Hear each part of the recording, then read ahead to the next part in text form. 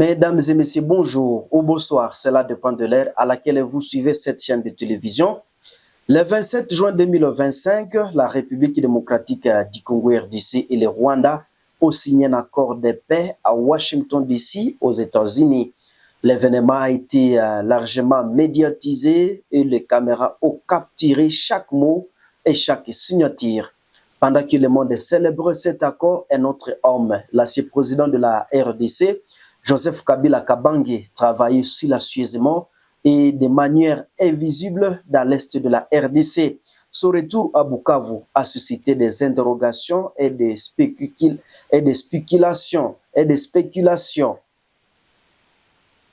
Son retour à Bukavu a suscité des interrogations et des spéculations. Aujourd'hui, la chaîne Afrique sans masque vous relève ce que cache réellement les traités de Washington DC. Pourquoi Joseph Kabila est-il revenu à Bukavu? Quels sont les véritables enjeux de cet accord de paix?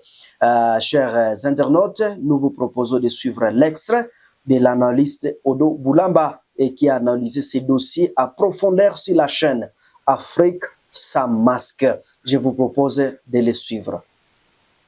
Bonjour frères et sœurs, je m'appelle Odon Boulamba. Voici un nouveau programme d'aujourd'hui. Nous allons parler sur les deals de Washington et les retours invisibles de Kabila. Alors, Afrique sans masque vous offre cet épisode spécial. La paix signée et la paix trahie.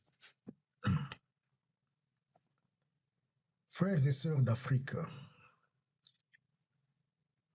comme d'habitude, ce que vous allez entendre aujourd'hui n'est pas un résumé d'actualité.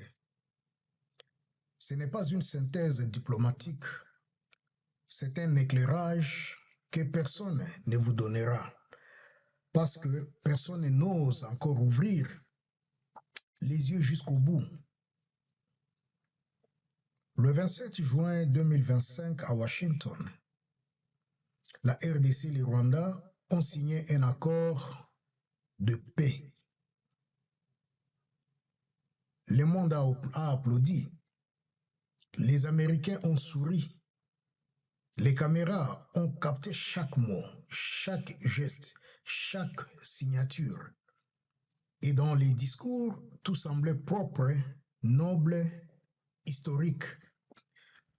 Mais pendant ce temps-là, pendant que les stylos s'agitaient à Washington, un autre homme bougeait. Pas à Kinshasa, pas à Kigali, mais à Bukavu. Son nom, Joseph Kabila. Son rôle, encore flou. Sa présence, troublante. Et c'est ici que tout commence. Car pendant que les projecteurs filment la paix officielle, quelque chose d'invisible se prépare en silence. Quelque chose qui pourrait tout faire basculer. Aujourd'hui, Afrique sans masque vous révèle ce que cache réellement le traité signé à Washington, pourquoi Kabila est revenu à Bukavu au même moment et comment une autre paix populaire, souterraine, non signée est en train de naître. Ce n'est pas une analyse, c'est une lecture stratégique. C'est un cri prophétique. Et c'est peut-être déjà le premier acte du prochain basculement congolais. Chers frères et sœurs, ce que cache l'accord de Washington. À première vue de l'accord de Washington, l'accord de Washington semble clair. Les Rwandais et la RDC annoncent un cessez-le-feu.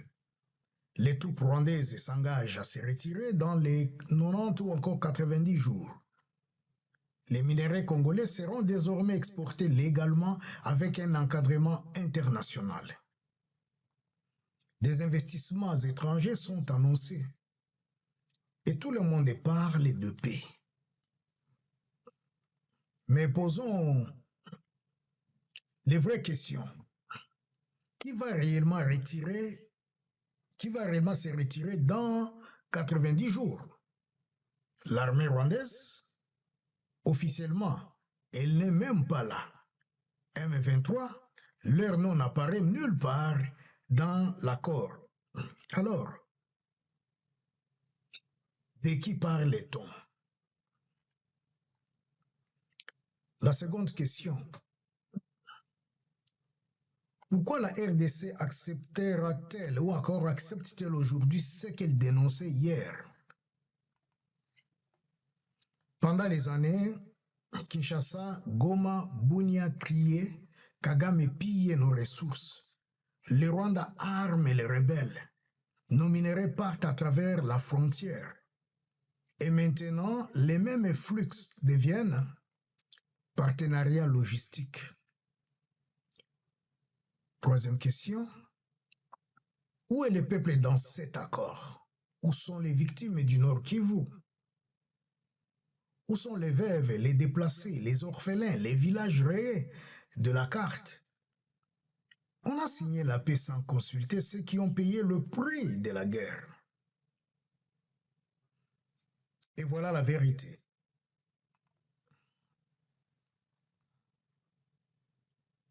Cet accord n'est pas une réconciliation, c'est une régularisation. Ce n'est pas la fin du pillage, c'est le début du pillage sous contrat. Ce que Paul Kagame n'a pas obtenu par la guerre, il a reçu par une signature diplomatique. Et ce que le peuple a crié pendant 30 ans devient aujourd'hui une infraction politique. Oui, le traité a été signé, mais la vérité n'y figure pas. Et dans ce genre de traités, ce qu'on ne dit pas est souvent plus dangereux que ce qu'on écrit.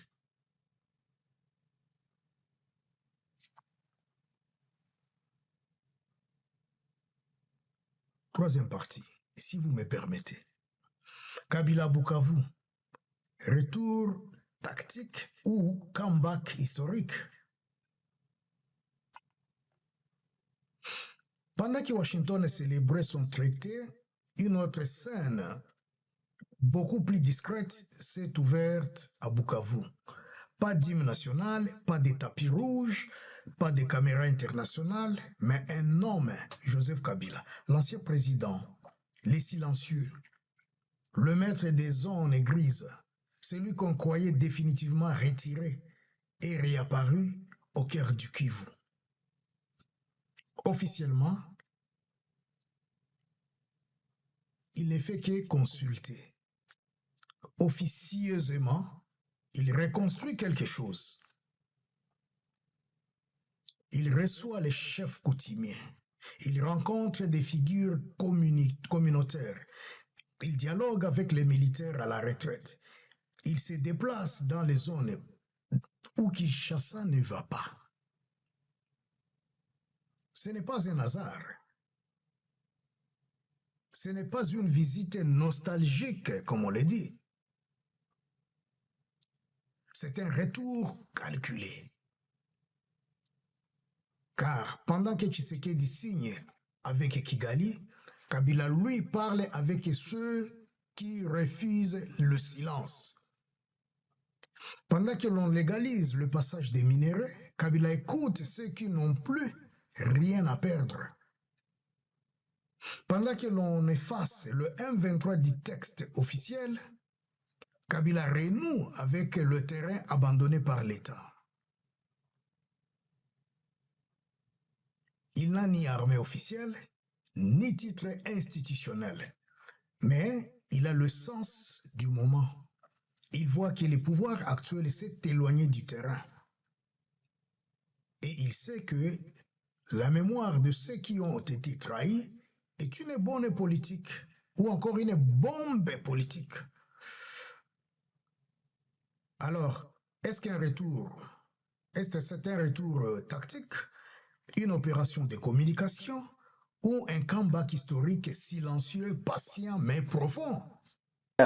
Téléspectateurs, si c'est la première fois de nous suivre, n'hésitez pas de vous abonner sur la chaîne Africa Daily Report, mais également visiter Africa sans masque pour suivre l'intégralité de l'analyse de Odo Boulamba sur la chaîne Afrique sans masque, mais également n'oublie pas de partager la publication. Je suis Morampenzi Monzekele. Au revoir.